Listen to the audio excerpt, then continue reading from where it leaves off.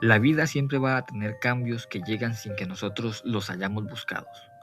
Uno se siente cómodo en lo que conoce, en aquello que ya aprendió a hacer bien con los años, y de repente aparece una nueva responsabilidad, un nuevo puesto o una nueva etapa que no estaba en nuestros planes. Y la reacción natural muchas veces es resistencia. No necesariamente porque el cambio sea malo, sino porque lo desconocido produce incertidumbre. Nos preguntamos si nos gustará, si estaremos preparados, si las cosas saldrán bien o si perderemos aquello que ya habíamos logrado construir. Sin embargo, cuando miramos la Biblia, encontramos que muchas de las personas que fueron usadas por Dios tuvieron que aprender a servir en lugares donde inicialmente no esperaban estar. Moisés pasó de pastor a libertador.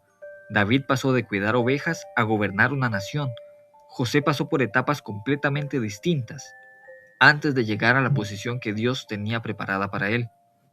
Ninguno de ellos pudo permanecer siempre en el mismo lugar. Y aunque cada historia es diferente, todas muestran una realidad parecida. Dios muchas veces desarrolla capacidades en un escenario para utilizarlas después en otro. Quizá esto es lo que más cuesta entender cuando llegan los cambios. Pensamos que todo lo aprendido pertenece únicamente al lugar donde estamos, cuando en realidad puede ser que la preparación sea para algo diferente. La Biblia dice, y todo lo que hagáis, hacedlo de corazón, como para el Señor, y no para los hombres.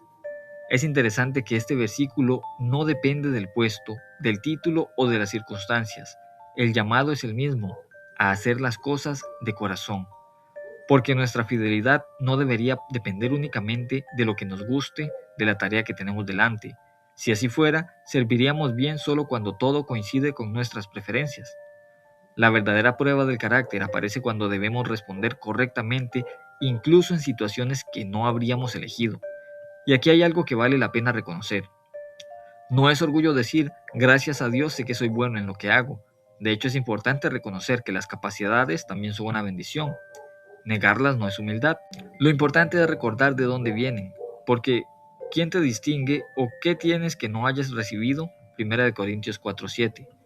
Si Dios nos ha permitido desarrollar habilidades, experiencia y conocimiento, entonces también puede ayudarnos a utilizar estas mismas herramientas en un contexto diferente.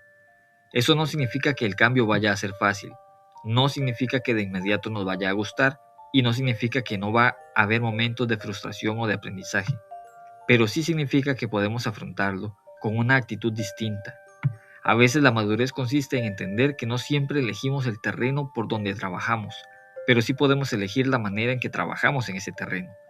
Y muchas veces, después de mirar atrás, descubrimos que aquello que inicialmente no queríamos fue precisamente el lugar donde más crecimos. Porque hay temporadas donde Dios nos bendice dándonos estabilidad y otras donde nos bendice enseñándonos a adaptarnos. Y ambas cosas son necesarias para formar un carácter firme y útil en sus manos.